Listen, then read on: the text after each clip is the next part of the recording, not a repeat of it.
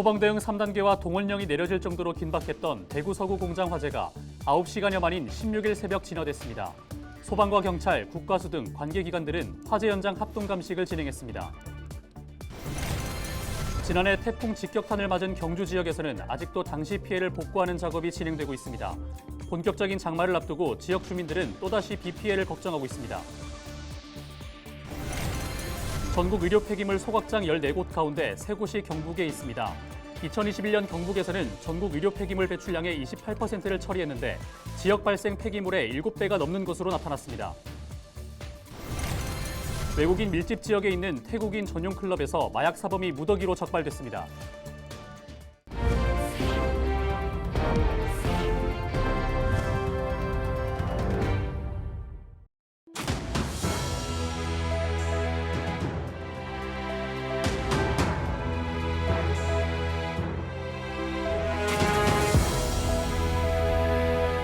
시청자 여러분 안녕하십니까? 헬로티비 대구 경북 뉴스입니다. 15일 오후 대구 서구에서 발생한 공장 화재는 9시간여 만에 진화됐습니다. 하지만 한때 소방대응 3단계와 동원령이 내려질 정도로 큰 규모의 화재였습니다. 16일 오전에는 화재 현장에서 관계기관들의 합동 감식도 이뤄졌는데요. 소방당국은 정확한 피해 규모도 조사 중입니다. 박근수 기자가 보도합니다. 건물 벽이 엿가락처럼 휘었습니다. 곳곳에서는 아직까지 연기가 피어오르고 있습니다. 남아있는 불씨를 완전히 끄기 위해 소방대원들은 연신 물을 뿌립니다. 굴착기도 동원돼 잔해들을 드러내면서 마지막 잔불 정리가 한창입니다. 대구 서구 중리동의 한 재활용 공장 화재는 공장 건물 13개 동을 태우고 9시간여 만에 꺼졌습니다. 처음 불이 난 것은 전날인 15일 오후 5시를 조금 넘긴 시각. 재활용 공장에서 시작된 불은 금세 공장 건물을 집어삼켰고 검은 연기가 하늘로 솟구치면서 일대로 퍼져나갔습니다.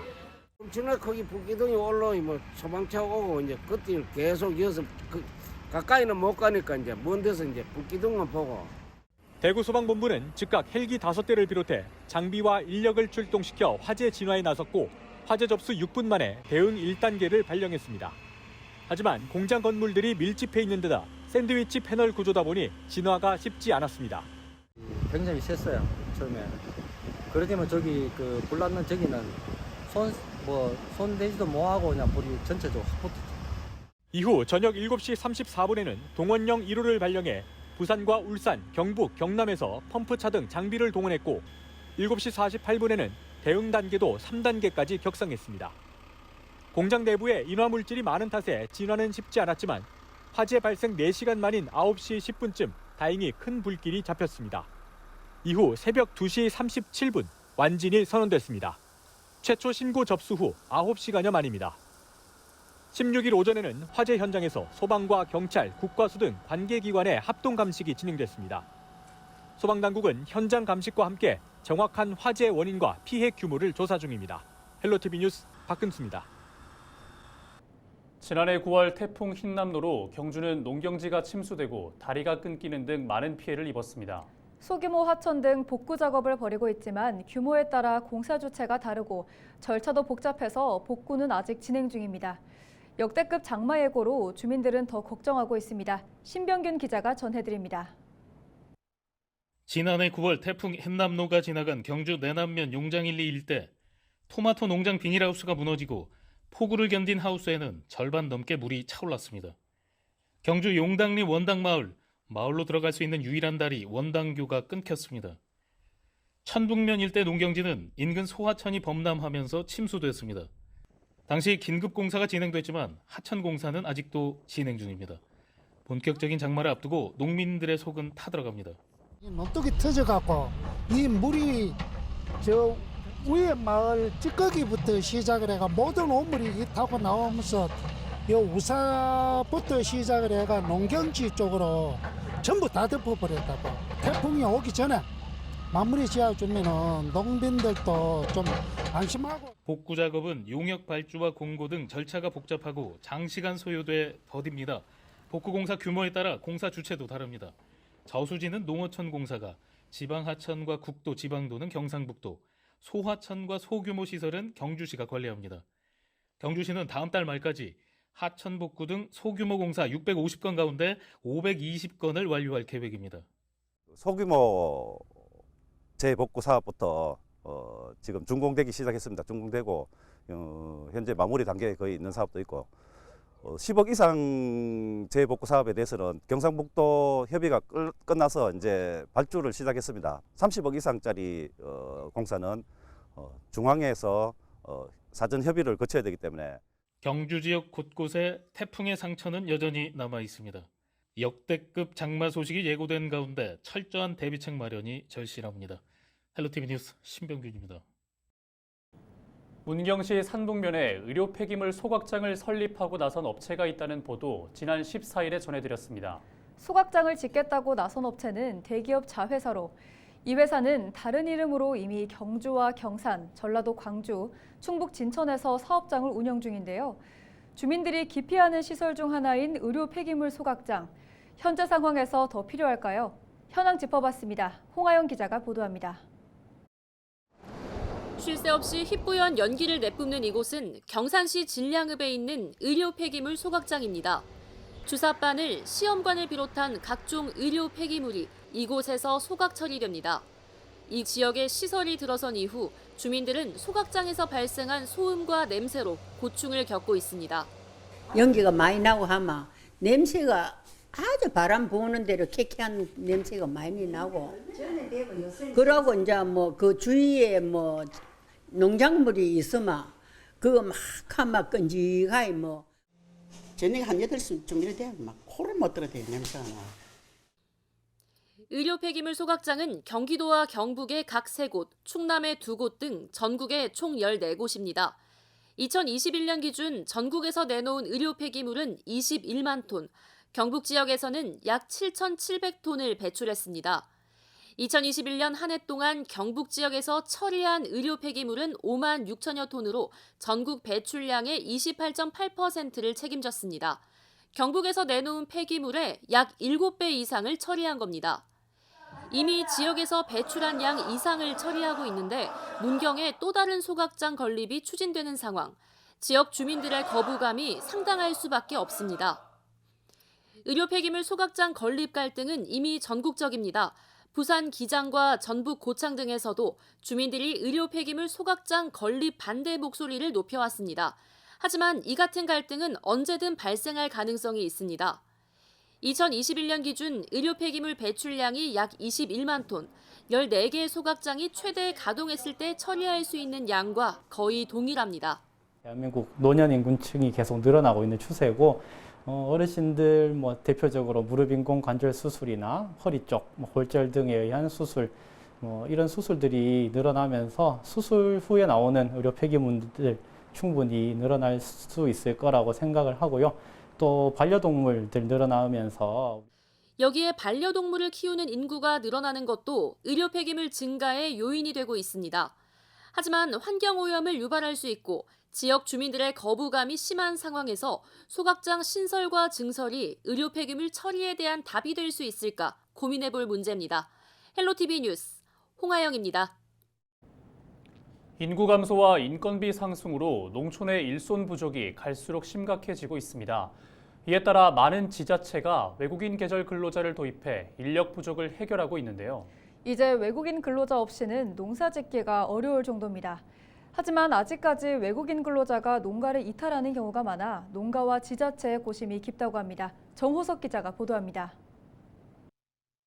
올해 몽골 지방정부와 계절근로자 협약을 체결한 당진시. 이에 따라 지난 3월과 4월 모두 69명의 몽골 국적 노동자가 입국했습니다. 이 중 30명은 공공연 근로자로 대우지면에 배치돼 일을 시작했습니다. 그러나 4월과 5월에 각각 외국인 근로자 1명이 이탈했습니다. 한 근로자는 여자친구를 만나기 위해 이탈한 뒤 현재까지 돌아오지 않고 있는 것으로 알려졌습니다. 또 다른 1명은 공장으로 도주했습니다. 이 2명 모두 현재 국내에 불법 체류 중인 것으로 알려졌습니다. 계절근로자의 이탈 문제는 전국적으로 심각한 상황. 지난해 강원도 농가에 배치된 외국인 계절근로자는 3명 중 1명꼴로 농가를 떠났습니다. 이들이 이탈한 이유는 돈을 더 벌기 위해 다른 지역의 공장 등에 취직하기 위해서입니다. 농가에서 일할 경우 기본급이 200만 원 정도지만 공장에서는 기본급으로 최소 250만 원 이상을 벌 수 있습니다. 또 농장에서는 발급받은 비자로 최대 8개월까지만 일할 수 있지만 다른 곳에서는 불법 체류로 일을 하기 때문에 경찰에 잡히기 전까지 돈을 벌 수 있습니다. 농민들과 계절 근로자들은 이탈한 근로자가 잡히는 경우가 적다고 이야기합니다. 또 불법 체류 중 적발돼 추방되더라도 벌금 50만 원만 내면 문제가 없어 이탈을 강행하고 있다고 덧붙였습니다. 농민들은 계속되는 계절 근로자 이탈로 부정적인 여론이 형성돼 운영이 중단될까 걱정하고 있습니다. 각 지자체는 성실하게 근로기간을 마친 노동자에게 재입국 기회를 제공하고 현지 근로자 선발 과정에 참여하는 등 이탈 방지 대책 마련에 나설 방침입니다. 근로자의 애로사항을 청취하고 인권 침해 보호를 위해 언어소통 도우미를 배치할 예정이며 또한 전담 인력 지원팀을 신설하는 등 다각적인 무단이탈 방지에 힘써 농가가 안정적으로 영농할 수 있는 환경을 조성할 계획입니다. 외국인 계절 근로자의 이탈을 막기 위해 여러 대책이 나오고 있는 가운데 일각에선 불법 체류자 고용 시 처벌 등 법적 규제가 강화되어야 한다는 의견도 힘을 얻고 있습니다. 헬로티비 뉴스 정호석입니다. 외국인 밀집 지역에 있는 태국인 전용 클럽에서 마약 사범이 무더기로 적발됐습니다. 경북경찰청은 경북과 경남, 전북의 외국인 노동자 밀집 지역에서 마약류를 유통하거나 투약한 태국인 43명과 한국인 2명을 검거해 이 가운데 27명을 구속했습니다. 이들은 주로 무리를 지어 생활하면서 원룸 등에서 집단적으로 투약하고 일부는 직장에 출근하기 직전 상습 투약하고 환각 상태에서 일한 것으로 드러났습니다. 경찰은 태국에 있는 총책에 대해서는 인터폴 적색 수배를 내리고 국제공조 수사에 나서는 한편 지역 사회에 번져 있는 마약류 유통을 뿌리 뽑기 위해 내외국인을 막론하고 강도 높은 단속을 진행할 방침입니다.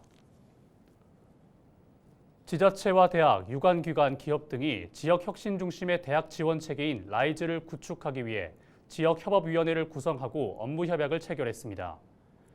경북도 라이즈 지역협업위원회는 현재 중앙정부의 대학 지원 권한을 지방으로 이양받기 위한 협업 체계로 지방에서 고등교육 정책의 주도권을 갖고 교육 대전환을 추진합니다. 경북은 지난 3월 교육부 라이즈 시범지역으로 선정돼 경북연구원을 전담기관으로 대학 지원 권한 이전 체계를 구축하고 있습니다. 2025년 본격적으로 대학 지원 권한이 이전되면 약 2조 원의 예산이 지방으로 이전됩니다. 영주 선비세상이 다음 달 9일까지 매주 일요일 오후 4시에 기획공연 풍류 한마당을 개최합니다. 선비세상 풍류홀에서 열리는 이번 공연은 국악을 주제로 매주 다른 무대가 꾸며지며 다양한 볼거리를 선보이게 됩니다. 자세한 공연 정보는 선비세상 홈페이지와 공식 SNS 등에서 확인할 수 있습니다. 안동시가 여름철 식중독 발생 위험이 증가함에 따라 오는 8월 14일까지 식품 취급업소를 대상으로 집중 점검합니다. 이 기간 안동시는 회, 김밥 등 식중독 발생이 우려되는 식품을 취급하는 식품위생업소를 중심으로 안전한 식재료 사용 여부와 조리 종사자 개인 위생 관리, 조리시설 위생 상태 등을 점검합니다. 또 현장 점검을 하면서 식중독 예방 요령 교육을 통해 식중독의 위험성을 알리고 인식 개선에도 힘쓸 방침입니다. 취약계층의 여름철 냉방비를 지원하기 위한 나눔 캠페인이 다음 달 31일까지 진행됩니다. 경북사회복지공동모금회가 주관하는 이번 캠페인에서 모금된 성금은 전액 에너지 취약계층의 냉방비 지원에 사용될 예정입니다. 기부 참여는 경북사회복지공동모금회 계좌로 송금하거나 ARS 전화 또는 사랑의 열매 홈페이지를 통해 할 수 있습니다. 한편 이철우 경북도지사를 비롯해 박남서 영주시장 등 단체장들도 기부에 참여하며 적극적인 캠페인 동참을 당부했습니다. 대구시 교육청이 17일부터 28일까지 교원과 교육 전문직 160여 명을 대상으로 생성형 인공지능인 챗GPT를 활용한 역량 강화 연수를 시행합니다. 연수에서는 생성형 인공지능 활용 사례를 공유하고 실제 교육 현장에서의 적용 방안 등 교수 학습 방법을 논의할 계획입니다.